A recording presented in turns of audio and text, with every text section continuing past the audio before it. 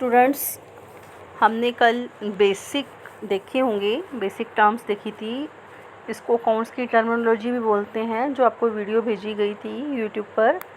तो आज आप लोगों ने ये कहा कि दोबारा से इंट्रोडक्शन कराई जाए। आपको ऑडियो भेजी थी तो वो शायद डिलीट कर दी मैंने, तो अब आपको दोबारा से ये बता रही हूँ। आपको पीडीएफ भी भेजा है, 2 3 पेज तक भेजूँगी पीडीएफ आपको।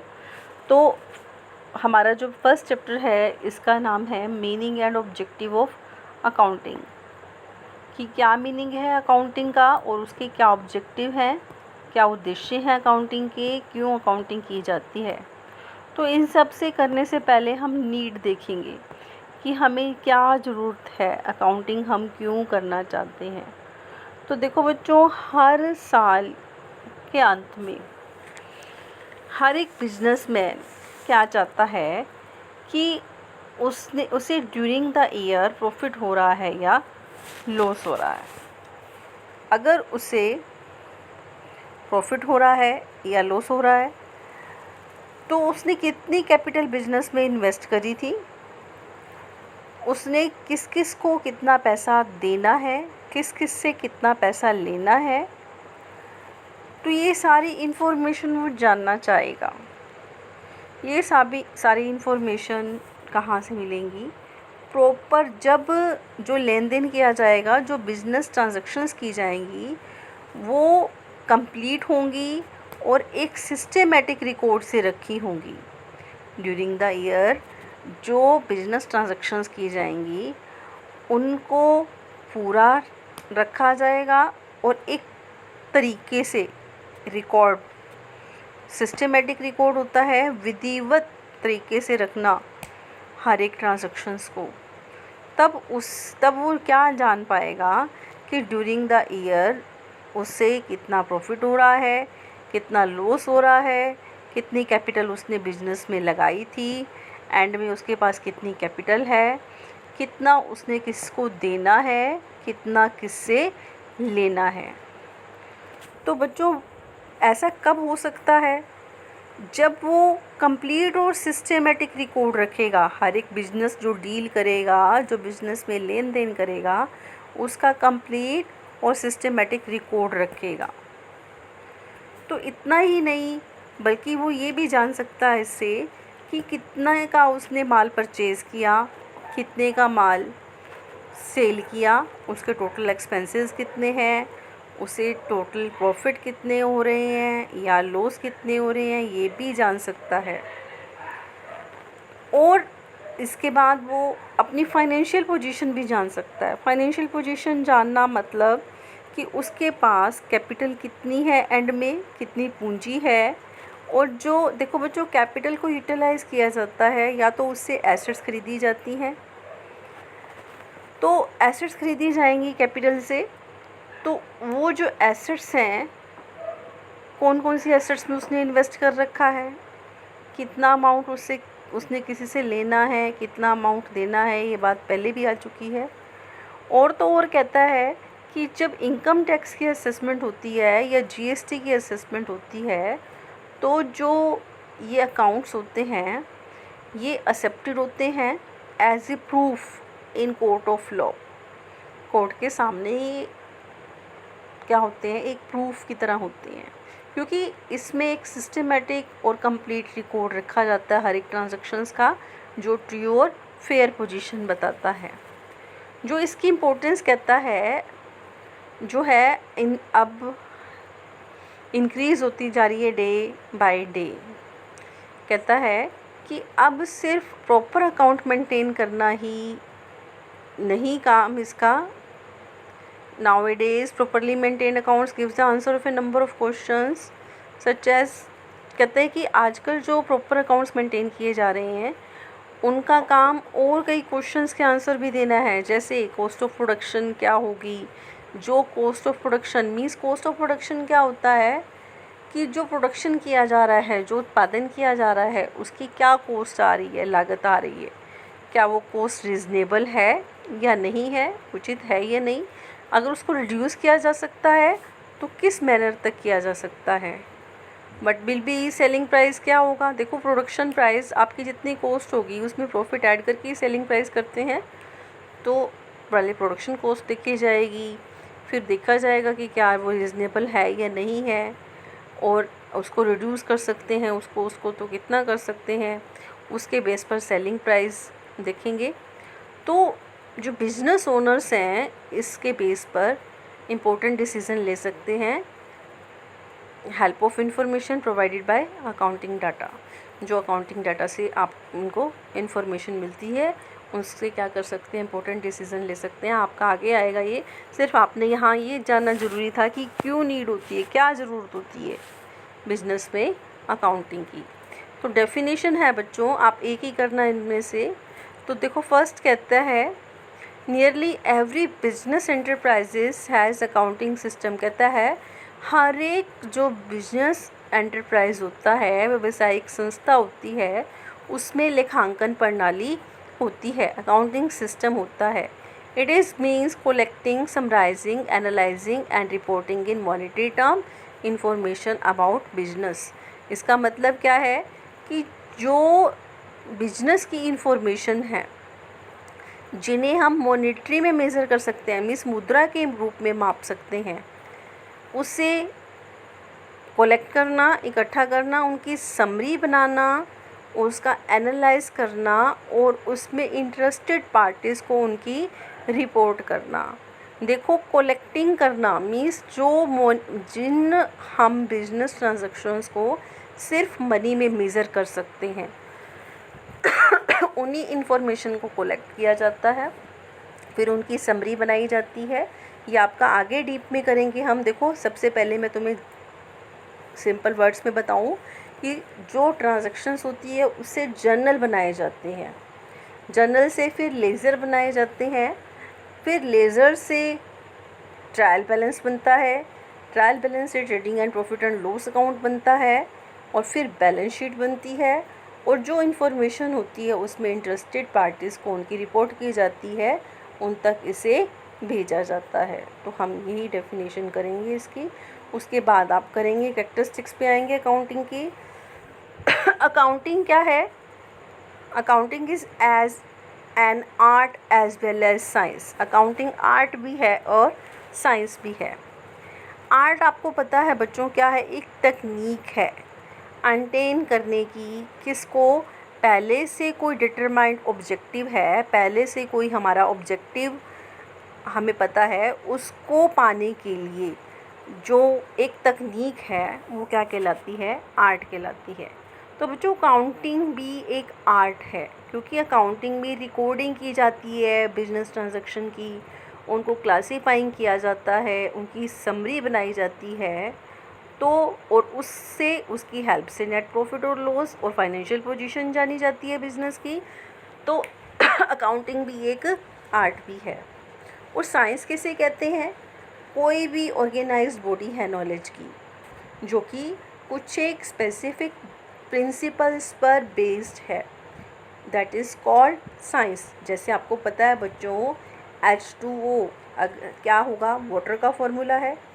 इसी तरह आपको पता है हाइड्रोजन की 2 और ऑक्सीजन का 1। तो क्या है ये? एक प्रिंसिपल है। तो तो इसी तरह जो है, अब आप कहोगे अकाउंट्स कैसे है साइंस? अकाउंट्स भी क्या है? अकाउंटेंसी भी एक साइंस है, क्योंकि ऑर्गेनाइज बॉडी है नॉलेज की। इसके भी कुछ एक प्रिंसिपल्स होते हैं, कुछ एक स्टैंडर्ड्स होते हैं जिनके बेस पर अकाउंटिंग की जाती है। हम अपनी मर्ज़ी से अकाउंट्स नहीं बना सकते। सेकंड है recording of financial transactions only. सिर्फ फाइनेंशियल ट्रांजैक्शन, वित्तीय प्रकृति के लेन देनों को लिखा जाता है। Only those transactions events are recorded in accounting where are the financial which are of a financial character. जो वित्तीय प्रकृति के हैं उन्हें लिखा जाएगा। अगर जो ऐसी कुछ एक ट्रांजैक्शंस होती हैं जो बिज़नेस के लिए वेरी इंपॉर्टेंट होती हैं, लेकिन हम उन्हें एक्सप्रेस नहीं कर सकते, मनी में नहीं माप सकते, तो ऐसी ट्रांजैक्शंस को नहीं लिखा जाएगा, चाहे वो बिज़नेस के लिए कितनी इम्पोर्टेंट क्यों ना हो। जैसे बच्चों प्रोडक्शन मैनेजर का और सेल्स मैनेजर का, इनका आपस में झगड़ा हो गया, या कोई एबल और एक्सपीरियंस मैनेजर है, वो क्या कर रहा है, इस्तीफ़ा दे रहा है, रिज़ाइन दे रहा है, स्ट्राइक कर रहे हैं एम्प्लॉइज़, कोई नया कंपटीटर आ गया मार्केट में, बिज़नेस में, तो इन सब से एडवर्सली इफ़ेक्ट तो पड़ेगा बिज़नेस पे हमारे, लेकिन हम मेज़र नहीं कर सकते कि कितना लॉस होगा। तो जो फाइनेंशियल फैक्टर होती हैं जिन्हें हम मनी में मेज़र कर सकते हैं, उन्हीं ट्रांजैक्शंस को इसमें लिखा जाता है, दूसरों को नहीं लिखा जाता। थर्ड पॉइंट है आपका recording in terms of money. हर एक ट्रांजैक्शंस को जो है बुक में मनी की टर्म्स में लिखा जाता है। जैसे सपोज़ करो एक बिजनेसमैन है, उसने 200 चेयर्स, 10 टेबल्स और जिनकी वैल्यू मनी में है उसको ही लिखा जाएगा। ये हम 200 चेयर्स या 10 टेबल्स को नहीं लिखेंगे। इसी तरह एक बिजनेसमैन है, मान लो उसके पास 50,000 रुपये कैश है, 2000 मीटर लैंड है, 5 ट्रक हैं और 5 मशीन्स है, 10 टन्स रॉ मटेरियल है, 200 चेयर्स हैं, 10 टेबल्स हैं, इस तरह है। तो जब तक हम इसे मनी में मेज़र नहीं करेंगे, हम इसे नहीं लिखेंगे। तो हम कैसे लिखेंगे इसमें अकाउंट्स में इसको, कि हमारी कैश 50,000 की, लैंड 2 करोड़ की, ट्रक 50 लाख की। कहने का मीन्स क्या है कि हम इसे जब तक मनी में मेज़र नहीं करेंगे तो हम अकाउंट्स में नहीं लिख सकते। तो जो देखो आगे एक बात और बताएं आपको, जो स्मॉल स्केल बिजनेस होते हैं वहाँ तो एक बुक रखी जाती है जिसे हम जर्नल बोलते हैं, लेकिन जहाँ बिज़नेस का साइज़ लार्ज होता है, लार्ज स्केल पर बिज़नेस किया जाता है, तो वहाँ काफ़ी सारी बुक्स रखी जाती हैं। जैसे अगर नकद लेन देन किया जाता है तो कैश बुक रखी जाती है, उधार माल ख़रीदा जाता है तो परचेज़ बुक रखी जाती है, उधार माल बेचा जाता है तो सेल्स बुक रखी जाती है, ख़रीदा हुआ माल वापस करते हैं, परचेज़ रिटर्न बुक रखोगी, और बेचा हुआ माल वापस करते हैं, वापस आता है हमारे पास, तो सेल्स रिटर्न बुक होगी। इसी तरह BR बिल रिसीवेबल बुक होगी, आपको आगे डिटेल में कराएंगे, ये बिल्स रिसीवेबल बुक होगी। और जो इन बुक्स में नहीं आएगा उसे जनरल प्रॉपर में लिखेंगे। जहाँ स्मॉल स्केल होगा बिजनेस वहाँ तो सिर्फ जनरल से काम चल जाएगा, लेकिन लार्ज स्केल बिजनेस है तो इसे सब्सिडरीज बुक्स बोलते हैं, इसे उसे भी रखनी पड़ेगी। अब ये ज़रूरी नहीं है कि हर एक लार्ज स्केल बिजनेस में सारी की सारी बुक्स रखे, अपनी ज़रूरत के अकॉर्डिंग वो इसे कम ज़्यादा कर सकता है। मीन्स 8 तो है ही, और अगर नहीं उसे ज़रूरत तो वो कम भी रख सकता है। नेक्स्ट क्लासीफाइंग आया था आपकी, देखो बच्चों जो आपकी डेफिनेशन थी उसके अकॉर्डिंग चल रहे हैं हम। तो फोर्थ क्लासीफाइंग है। क्लासीफाइंग क्या है, कहता है जब ट्रांजैक्शंस को जर्नल में या सब्सिडरीज बुक्स में लिख लिया जाता है। जर्नल में तुम्हें बताया है स्मॉल स्केल वाला सिर्फ जर्नल बनाएगा, लार्ज स्केल वाला सब्सिडरीज बुक्स भी बनाता है। उसमें लिख लेने के बाद उसे क्लासीफाइड किया जाता है उन ट्रांजैक्शंस को। क्लासीफाइड करना मतलब, क्लासीफाइंग क्या है, एक प्रोसेस है ग्रुपिंग करने की। जैसे देखो बच्चों, आप लोग किराने की शॉप पे जाते हैं, उसके पास एक उसकी बुक होती है, उस पर क्या करता है कोई भी कस्टमर लेके जा रहा है उससे सामान, तो वो क्या करेगा, जैसे मान लो राम ने लिया, श्याम ने लिया, मोहन ने लिया, एक डेट को डेट वाइज वही लिखता जाता है एक ही बुक पे। लेकिन जब महीने के लास्ट में उनका हिसाब करेगा तो वो उनके अलग अलग खाते बनाएगा कि राम को क्या दिया मैंने, कौन सी डेट को दिया, उसका अलग बनाएगा, शाम का अलग बनाएगा, मोहन का, वहाँ उन बुक में से उठा के बनाएगा।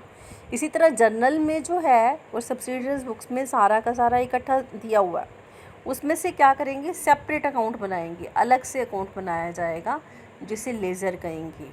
हर एक पर्सनस का भी हो सकता है, हमारे कस्टमर का भी हो सकता है, सप्लायर्स का भी हो सकता है, परचेज़ का भी, सेल्स का भी तो ये अलग अलग अकाउंट बनाया जाएगा। उसके बाद है समराइजिंग।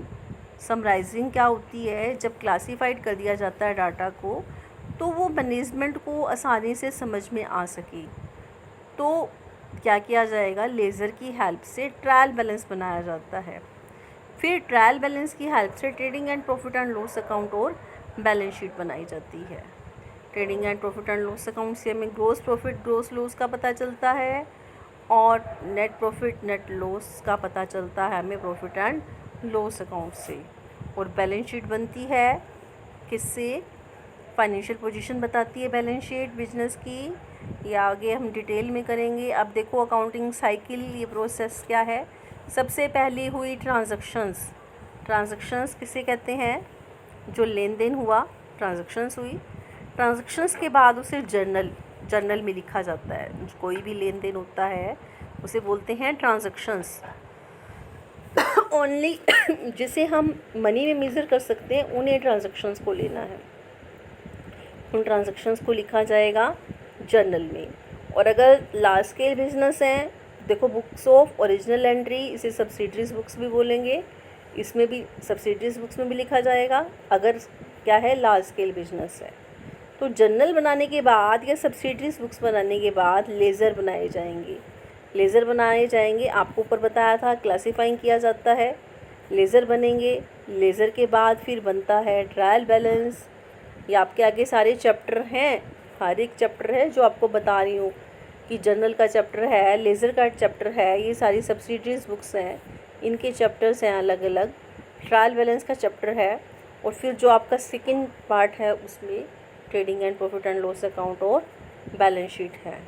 आज के लिए इतना ही काफ़ी। इसे अच्छे से समझो और बच्चों प्लीज़ फीडबैक दो ताकि आप भी इंटरेस्ट लो पढ़ने में और मुझे भी इंटरेस्ट आए। Okay, thanks.